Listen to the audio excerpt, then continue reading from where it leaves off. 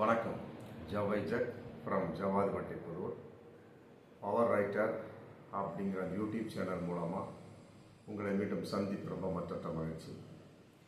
அத்தோட எங்கள் சேனலை சப்ஸ்கிரைப் பண்ணுங்கள், பெல் பட்டன் அழுத்த மறந்துடாதீங்க. அத்தோட எல்லாத்துக்கும் ஷேர் பண்ணுங்கள். அதாவது இன்றைய நிலை என்றும் மாறும். அது அன்னையிலேருந்து இருந்துட்டு தான் இருக்கு அதிமுகவில். ஆனால் இந்த தூக்கத்தை தொலைத்த நிலையில் எடப்பாடி ரொம்ப கவலையாக இருந்துட்டு இருக்கார். மீண்டும் மீண்டும் சர்ச்சைகள், மீண்டும் மீண்டும் பிளவுகள், மீண்டும் மீண்டும் எதிர்பாராத விலகல்கள். இன்றைக்கு செங்கோட்டையின் சம்பந்தப்பட்ட வசையில் எடப்பாடி ரொம்ப கவலைப்பட்டு என்னைக்கடா இப்படிப்பட்ட நிலைகள் மாறும் அப்படின்னு ரொம்ப கவலைப்பட்டு இருந்துட்டு இருக்கார். 2026 சட்டமன்ற தேர்தல் சம்பந்தப்பட்ட வகையில் கூட அவர் கவலைப்படலை. மொத்தத்தில் அதிமுக பிரமுகர்களிடம் ஒற்றுமை இல்லாத ஒரு தனம். இவர் செய்தது ஒரு நம்பிக்கை துரோகம் அப்படிங்கிறதெல்லாம் மறைந்து போன ஒரு விஷயத்துல இன்னைக்கு அதையெல்லாம் எடுத்துக்கொண்டு நீ செஞ்ச இப்ப நாங்க செய்கிறோம் அப்படிங்கிற மாதிரி தான் இன்னைக்கு அதிமுகவுல மிகப்பெரிய ஒரு பிளவுகள். ஆல்ரெடி ஓபிஎஸ் கழட்டி விட்டாங்க, அதுக்கு முன்னால் சசிகலாவை கழட்டி விட்டாங்க, அப்புறம் டிடிவி ஷோஸ் எல்லாம் போச்சு. அப்புறம் அதுக்கு பின்னால் எடப்பாடி மட்டும் தனியாக இருந்தார் சாம்ராஜ்யம் பண்ணக்கூடிய அளவுக்கு. அப்புறம் அதுக்கு பின்னால் ஏகப்பட்ட தோல்விகள்.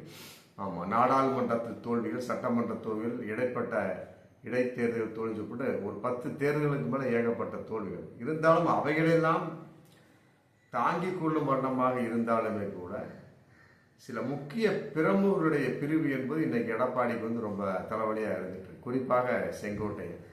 ஓபிஎஸ் விளக்கினதை பற்றி கவலை இல்லை, சசிகலாவை விளக்கியதை பற்றி கவலை இல்லை, டிடிவி விளக்கியதை பற்றி கவலை இல்லை, 10 தேர்தல்கள் தோல்வி அடைந்ததை பற்றி கவலை இல்லை. ஆனால் சில நபர்களுடைய செயல்கள் குறிப்பாக செங்கோட்டையனுடைய செயல்கள் இன்னைக்கு ரொம்ப அவருக்கு மிக தூக்கத்தை தொலைத்து விட்டதாகத்தான் நம்ம பார்க்கக்கூடிய ஒரு சூழலாக இருந்துட்டு இன்னைக்கு தான் அரசியல் வட்டாரத்தில் அது ரொம்ப பிரபலியமாக போயிட்டு இருக்கு. சமீபத்தில் கூட இவர் சண்முகம், சிவி சண்முகம் சம்பந்தப்பட்ட வழக்கில் கூட மிகப்பெரிய ஒரு தீர்ப்பு வரலாம் அப்படிங்கிற நிலையில் அது கூட ரத்து செஞ்சாச்சு. 2 வழக்குகள் ஆல்ரெடி ரத்து செய்யப்பட்டது. அப்புறம் உச்சநீதிமன்றத்தில் 2 வழக்கு தடை போட்டு வந்திருக்காங்க. மீண்டும் 2 வழக்கு எதுக்கு அப்படின்னு போராடக்கூடிய சமயத்தில் இனிமே முதலமைச்சரை பற்றி கண்டிஷனாக இருக்கணும், பேசுகிறோம், உங்கள் சௌரியத்துக்கெல்லாம் பேசக்கூடாது, கருத்து சுதந்திரம், பேச்சு சுதந்திரம் இருக்குது அப்படின்னா எதையும் பேசிடக்கூடாதுன்னு சொல்லிட்டு தலையில் ஒரு குட்டு வச்சு சிவி சண்முகத்துக்கு சென்னை உயர்நீதிமன்றம் இன்னைக்கு அத்தனை வழக்கும் ரத்து செய்திருக்காங்க. அது ஒரு நிம்மதியான ஒரு விஷயம். மற்றபடி இருக்கக்கூடிய செங்கோட்டையின் சம்பந்தப்பட்ட வகையில் இன்னைக்கு எடப்பாடி சம்பந்தப்பட்ட வகையில் மிக ரொம்ப வருத்தத்துக்குரிய விஷயம், தூக்கமின்மையான ஒரு விஷயம். சமீபத்தில் ஒரு நம்பிக்கை இல்லா தீர்மானம் 2 நாளைக்கு முன்னால் கொண்டாடினாங்க. அதற்கு ஆதரவு தெரிவிக்கும் வண்ணமாக கூட செங்கோட்டையோட செயல்பாடு இல்லை அப்படிங்கிறது மிக வருத்தத்துக்குரிய ஒரு தகவல். அப்புறம் வெளிநடப்பு செய்கிறாங்க. வெளிநடப்பில் கூட அவர் கலந்து கொள்ள நேராக போய் சபாநாயகர் ரூமுக்கு போயிடுறாரு. அந்த வெளிநடப்புக்கு கூட எஸ்பி வேலுச்சாமி, மற்றபடி கேபி அன்பழகன் எல்லாம் சேர்ந்து வற்புறுத்தி இழுத்துட்டு வர்றாங்க. அப்போ அவருக்கு வெளிநடப்பு என்பது கூட பிடிக்காத ஒரு செயல் என்பதையெல்லாம் கூட அதிமுக இருப்பதற்கு அவர் பிடிக்கவில்லை அப்படிங்கிறது மிகப்பெரிய ஒரு தகவலாக இன்னைக்கு போயிட்டு இருக்கு. அப்புறம் வற்புறுத்தி கூட்டிட்டு வெளியே வந்தாச்சு. வெளியே வெளிநடப்பு ரைட்டு, ஓகே. இருந்தாலுமே கூட சபாநாயகரை நோக்கி அவர் தனிப்பட்ட முறையில் சென்றதுக்கு என்ன காரணம்? இங்கே எம்எல்ஏ கூட நடக்குது. ஜார்ஜ் கோட்டையில் எம்எல்ஏ, அதிமுக எம்எல்ஏ கூட நடக்குது. அதில் செங்கோட்டையை கட்டாயமாக கலந்துருக்கணும். ஆனால் கலந்துருக்காம தனிப்பட்ட முறையில் சபாநாயகர் அப்பாவை நோக்கி சந்திக்கக்கூடிய ஒரு திட்டம். கேட்டால் நான் என்னுடைய தொகுதி சம்பந்தப்பட்ட வகையில் நான் சந்தித்தேன், என்னோட 5-6 எம்எல்ஏ சந்திச்சாங்கல்ல, நான் மட்டும் சந்திக்கல அப்படின்னு ஒரு சப்பை கட்டு. இதற்கு வைகை செல்வன் ரொம்ப கண்டனம் தெரிவிச்சிருக்கார். என்னங்க இது இப்படி நடந்துக்கிறீங்க, அநாகரிகமா? எப்படிப்பட்ட விஷயமாக இருந்தால் பொது செயலாளர் இருக்கிற அவர்கிட்ட சொல்லி தகவல் சொல்லி அதுக்கு தான் ஏற்பாடு பண்ணிக்க வேண்டியதானே. இப்படி இருந்தீங்கன்னா எப்படி ஆகுறது அப்படின்னு சொல்லிவிட்டு அதுக்கு ஒரு மிகப்பெரிய ஒரு விளக்கம் இன்னைக்கு. இருந்தாலுமே கூட அவருடைய செயல்பாடு என்பது இன்னும் தீராத அளவுக்கு, மற்றபடி எப்படி நடந்து கொள்வாரோ அப்படிங்கிற ஒரு செயல்பாடு வெளிப்பாடு தான் இன்னைக்கு போயிட்டு இருக்கு. அதே நேரத்தில் ஒரு கூட்டத்தில் மோடியை புகழ்ந்து பேசினார் அப்படிங்கிற தகவலை எனக்கு. மோடியை புகழ்ந்து பேசுகிறார் செங்கோட்டையன். இன்னைக்கு வந்து அது சம்பந்தமாக மிகப்பெரிய ஒரு அதிர்ச்சியாக இன்னைக்கு போயிட்டு இருக்கு. அதே நேரத்தில் சபாநாயகர் சம்பந்தப்பட்ட ஒரு தடவை சந்திச்சாரு, மீண்டும் சபாநாயகரை சந்தித்து பேசினார் அப்படிங்கிற ஒரு தகவல்.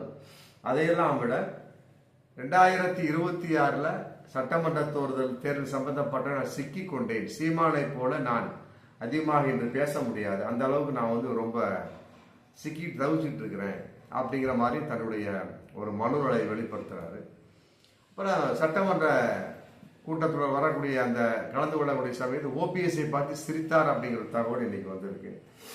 அதே நேரத்தில் எஸ்பி வேலுமணி, மற்றபடி கேபி அன்பழகன், கடம்பூர் ராஜு சம்பந்தப்பட்ட அந்த ஒரு கூட்டம் வந்து ஒன்றாக இருந்து கொண்டிருக்கிறது. இவர்கள் அனைவருமே எடப்பாடியை நோக்கி எதிர்ப்பாக இருக்கிறார்கள்.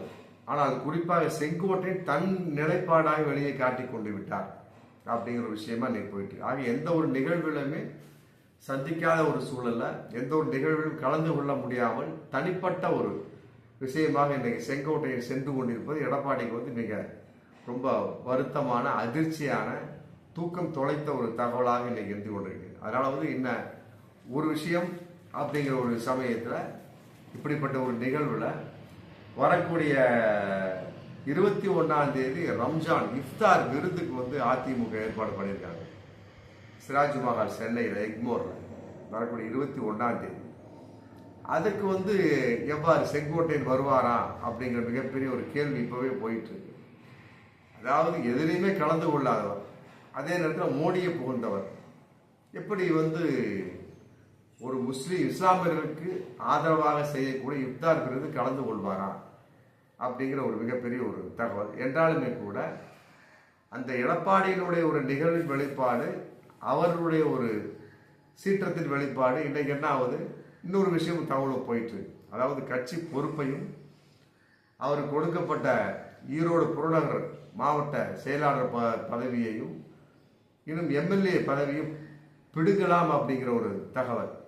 இப்படியெல்லாம் ஒரு வட்டம் அடிச்சுட்டு இருக்க சமயத்தில் இஃப்தார் விருந்தில் அவர் கலந்து கொள்வாரா, அதான் மிகப்பெரிய விஷயம். போன வருஷத்துல வந்து ஓபிஎஸ் சம்பந்தப்பட்ட வகையில் இஃப்தார் விருந்துக்கு ஏற்பாடு பண்ணியிருந்தாங்க. உடனே வந்து பாஜகவே சொல்லிடுச்சு, நீங்கள் இஃப்தார் விருந்துகளை நிகழ்வு நடத்துனீங்க அப்படின்னா நாங்கள் கூட்டணிக்கு வரமாட்டோம், நீங்கள் கூட்டணியை விட்டு விலக்கப்படுவீர்கள் பாஜகவை விட்டு அப்படிங்கிற மாதிரி தகவல் கொடுத்தோன்னா அந்த இஃப்தார் விருந்தவே அவர் ரத்து பண்ணிட்டார் ஓபிஎஸ்.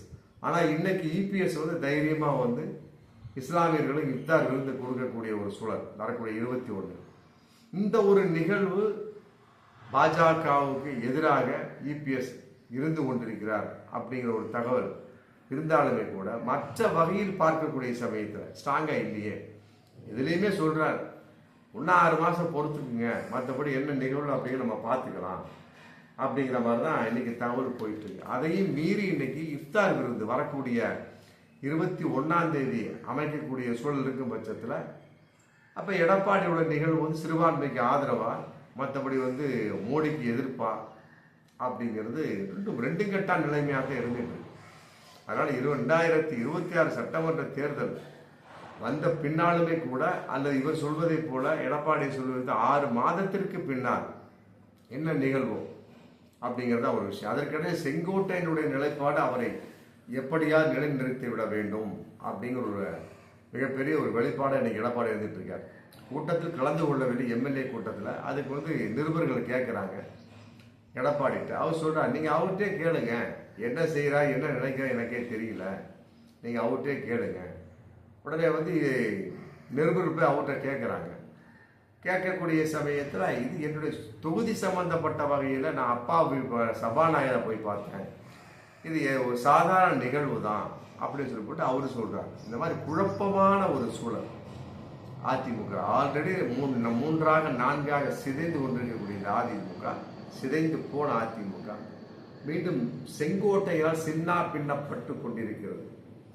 அதே நேரத்தில் அவருடைய வருகை வரக்கூடிய ரமலான் அதிமுக நடத்தக்கூடிய இஃப்தார் விருந்தில் அவர் கலந்து கொள்வாரா அப்படிங்கிறது இன்னைக்கு மிகப்பெரிய ஒரு கேள்விக்குறி. ஏன்னா அவரெல்லாம் ஃபுல்லா பாஜக ஆதரவு. எடப்பாடி சம்பந்தப்பட்ட வகையிலையும் மோடிக்கு ஆதரவா எதிர்ப்பா அப்படிங்கிற 2 கெட்டாம் நிலைமை. ஆமா, 21ஆம் தேதி செங்கோட்டையில் கலந்து கொண்டால் கட்டாயமாக என்ற நிலைப்பாடு அப்படிங்கிறத நம்ம கணித்து விட முடியும். அதிமுகவோடு அவர் ஒன்றுபட்டு விட்டாரா, எடப்பாடியோட சம்மதமாக இருக்கின்றாரா அப்படிங்கிற ஒரு நிலைப்பாடு. இல்லாவிட்டால் செங்கோட்டையை மீண்டும் மீண்டும் சர்ச்சைக்குள்ளாக்கி எடப்பாடியை தூங்க விடாமல் தான் செய்வார் அப்படிங்கிறது தான் மிகப்பெரிய ஒரு பகிரங்கமான உண்மை. பார்ப்போம் மீண்டும் அடுத்த வீடியோ. நன்றி.